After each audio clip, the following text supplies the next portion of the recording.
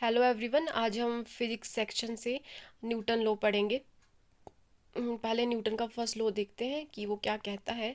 यदि कोई वस्तु विराम अवस्था में है तो वो विराम अवस्था में ही रहेगी जब तक उस पर कोई बाहरी बल ना लगाया जाए, या फिर यदि वह समान चाल में सीधी रेखा में चल रही है तो वैसी ही चलती रहेगी जब तक कि उस पर कोई बाहरी बल लगाकर उसकी वर्तमान अवस्था अवस्था में उस पर कोई बाहरी बल लगाकर उसकी वर्तमान अवस्था में परिवर्तन ना किया जाए। वो है आपका न्यूटन का फर्स्ट लॉ, और इस नियम को हम गलीलियो का नियम या जड़त्व का नियम भी कहते हैं।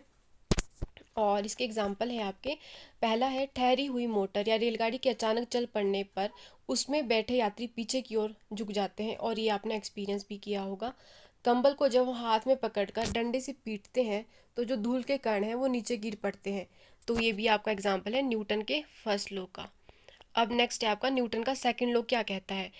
किसी वस्तु पर कार्य करने वाले बल का मान वस्तु के द्रव्यमान तथा वस्तु में उत्पन्न त्वरण के गुणनफल के समानुपाती होता है। ये है आपका न्यूटन का सेकंड लॉ, और इसके एग्जाम्पल है। कांच के बर्तन को पैक करने से पहले भूसे अथवा कागज में लपेटा जाता है। ये आपने देखा होगा कि जो कांच के बर्तन होते हैं उन्हें कागज में लपेटा जाता है। नेक्स्ट है आपका, क्रिकेट खिलाड़ी गेंद को कैच करते समय अपने हाथों को थोड़ा पीछे कर लेता है। ये न्यूटन का सेकंड लॉ है। ये आपने देखा होगा क्रिकेट में कि जो क्रिकेट खिलाड़ी है जब वो गेंद को कैच करता है तो अपने हाथों को थोड़ा पीछे कर लेता है। ये न्यूटन का सेकंड लॉ कहता है। ये इम्पॉर्टेंट है, आप इसको याद रखिएगा। कई बार एग्जाम्पल दे देते हैं न्यूटन के और पूछ लेते हैं कि ये न्यूटन का कौन सा लॉ है। नेक्स्ट है, न्यूटन का थर्ड लॉ क्या कहता है। प्रत्येक क्रिया के बराबर परंतु विपरीत दिशा में प्रतिक्रिया होती है। अब देखते हैं न्यूटन के थर्ड लॉ के एग्जाम्पल क्या क्या है। बंदूक से गोली चलाने पर चलाने वाले को पीछे की ओर धक्का लगना। नाव से किनारे पर कूदने पर नाव का पीछे की ओर हट जाना। नेक्स्ट है, रॉकेट को उड़ाने में। आप एग्जाम्पल याद रखिएगा न्यूटन के लॉज के, क्योंकि एग्जाम्पल दे के पूछ लेते हैं कि ये न्यूटन का कौन सा लॉ है। अब पढ़ते हैं हम वर्क यानी कि जो कार्य है उसकी डेफिनेशन क्या है। जो कार्य है, कार्य लगाए गए बल तथा बल की दिशा में वस्तु के विस्थापन के गुणनफल के बराबर होता है, और जो कार्य है वो अदिश राशि है।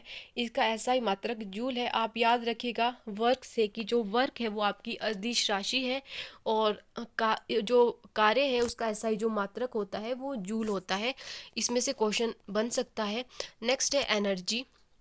किसी वस्तु की कार्य करने की क्षमता को उस वस्तु की ऊर्जा कहते हैं, और जो ऊर्जा है वो एक अदिश राशि है। इसका एसआई मात्रक जूल है। नेक्स्ट है आपका शक्ति। कार्य करने की दर को हम शक्ति कहते हैं, और जो शक्ति है उसका एसआई मात्रक वॉट होता है, जिसे वैज्ञानिक जेम्स वॉट के सम्मान में रखा गया है। और जो शक्ति है वो किसके इक्वल होती है, यानी कि जो आपकी पावर है वो होती है power equal to work upon time. And ये पूछ लेते हैं कि एक अश्व शक्ति कितने वॉट के बराबर होती है, तो वो होती है 740 वॉट। ये वाला क्वेश्चन इंपॉर्टेंट है, आप याद रखिएगा। अगर आपको ये वीडियो अच्छी लगी तो आप मेरे चैनल को लाइक करें, सब्सक्राइब करें, और वीडियो देखने के लिए थैंक यू।